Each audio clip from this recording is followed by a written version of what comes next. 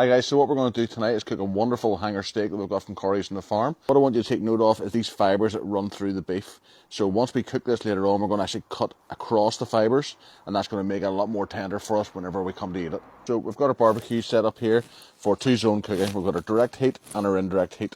And we're going to cook over initially here on a sear on the direct side, and then we're going to move off indirect and let it finish off cooking on the indirect side. So one of the things you always want to try and have is a cooking thermometer of some sort. So if we can cook to internal temperature, and we'll test this as we go through, we're always going to get a perfectly cooked piece of steak at the end of the cook.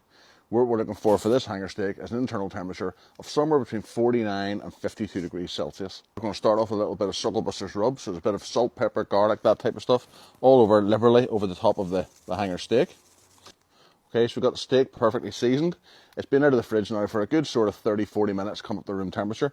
And we're going to go straight on the fire directly over the top of the coals and get a nice sear around each side, and then we'll move it indirect.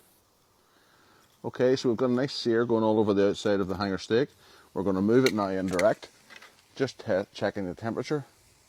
And we're sitting internally at 31, 32 degrees. Okay, it's been another couple of minutes. And the temperature now has just come up to 50 degrees Celsius. I'll take it off now and let it rest.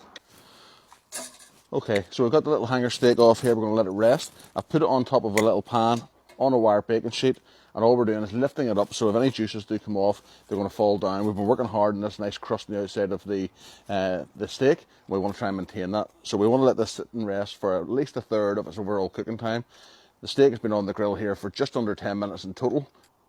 Okay, so the steak's been off now resting for about 3 minutes. If you remember at the beginning of the video, we talked about the direction that the grain was running in.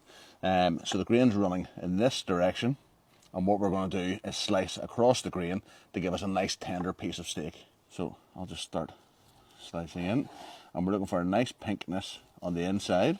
We've cut the steak there across. You can see it just starting to blush slightly the inside, but it is warm on the inside.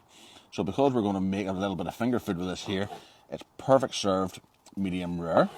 So we're going to cut nice thin slices right across the grain, and it's literally going to melt in your mouth. Almost as good as fillet, and perfectly cooked. And so tender. So hanger steak's perfect, either warm or cold. We have sliced this nice and thinly as you've seen before. Put it on a little bit of crostini, a little bit of lettuce, some balsamic onions here, a little bit of basil, and strawberry, which works perfectly on that. The ones here at the back, here, a little bit of lettuce, bit of horseradish, some chives.